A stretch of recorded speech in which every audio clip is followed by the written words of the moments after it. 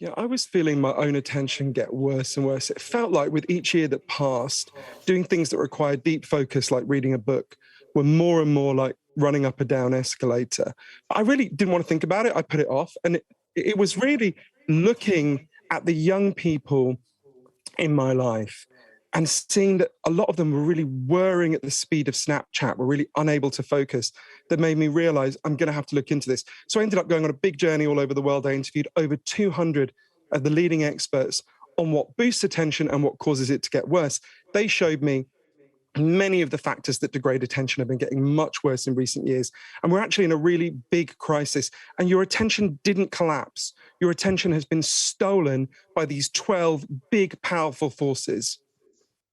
And it's something called the switch cost effect, which I didn't really understand about before I read parts of your book. Just explain what that is.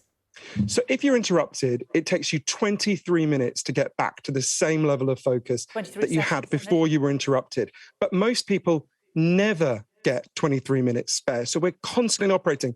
If you think you're doing more than one thing at once, which lots of us do, I might think, don't worry, I won't, but that I could check my text while I'm talking to you.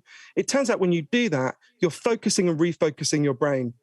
And that really significantly degrades your ability to think. It doesn't feel like it. We feel like we're operating at full function, but it really screws with your ability to think and pay attention. And we're all being interrupted all the time. So we've got to deal with this at two levels. All the 12 factors that are degrading our attention have got kind of two levels of solution. One is we've got to protect ourselves and our kids at an individual level. I learned about loads of practical ways we can do that. But also, we've got to take on the forces that are doing this to us. At the moment, it's a bit like someone is constantly pouring itching powder into our heads, and then they're leaning forward and saying, you might want to learn how to meditate, then you wouldn't scratch so much, right? Of course, meditation has real value. I'm in favor of it. But we've also got to stop the people who are pouring the itching powder on us all the time. And one of them is exactly what you're saying, constant interruptions that degrade our ability to ever get into a state of deep focus. And these constant interruptions, they actually cause cognitive degradation. We are actually rotting our brains, you've concluded.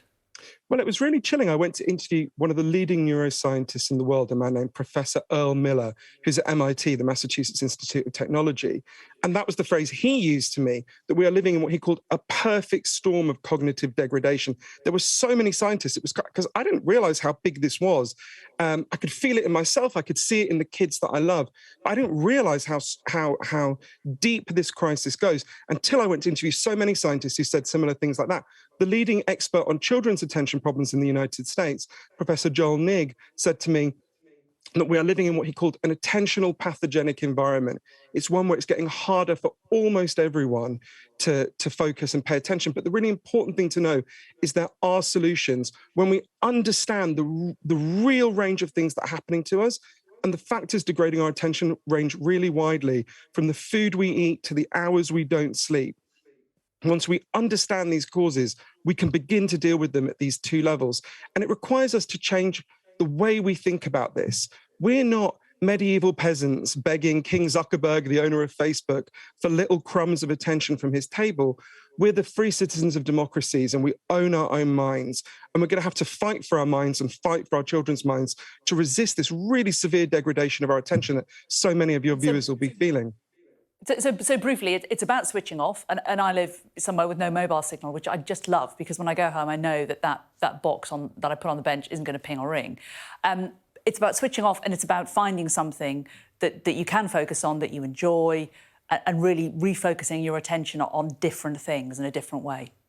That's one aspect of it. Actually, I was surprised because I thought tech was the main cause. Actually, in the research that I did, I learned that actually tech is only one of the 12. It's not the biggest. There are actually many factors that are playing out for the people watching now that are degrading their attention that are worse than the issues with tech and actually making them more vulnerable to the tech. I'll give you a very simple example. We sleep an hour less than we did in 1942. Children sleep 85 minutes less.